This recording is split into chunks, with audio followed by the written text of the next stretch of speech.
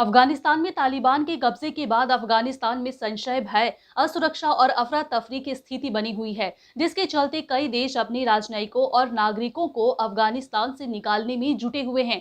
भारत भी अपने लोगों को वहां से तेजी से निकाल रहा है। आज इसी कड़ी में भारत वायुसेना की एक विमान की मदद से 187 भारतीय अपने देश को सुरक्षित पहुंचे।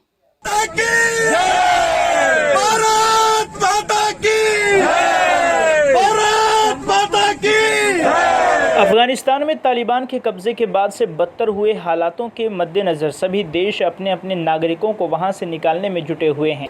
इसी कड़ी में भारतीय वायुसेना के C-17 विमान ने आज सुबह अफगानिस्तान के काबुल एयरपोर्ट से 187 लोगों के साथ उड़ान भरी।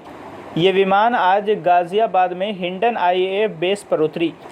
गौरतलब है कि अफगानिस्तान में फंसे भारतीयों की सुरक्षित वापसी के लिए भारत को प्रतिदिन 2 उड़ानें संचालित करने की इजाज़त दी गई है।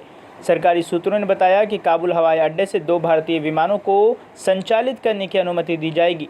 15 अगस्त को अफगानिस्तान पर कब्जा जमाने के बाद काबुल के हामिद करज़ई अंतर्राष्ट्रीय हवाई अड्डे के संचालन और नियंत्रण की जिम्मेदारी अमेरिकी और उत्तरी अटलांटिक संधि संगठन यानी नाटो बलों को दी गई है।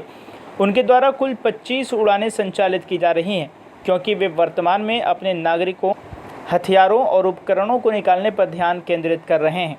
अब तक काबुल से लगभग 300 नागरिकों को वापस लाया जा चुका है।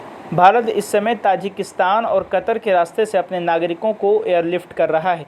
बता दें कि भारत C-130J विमान से काबुल से भारतीयों को वापस ला रहा है।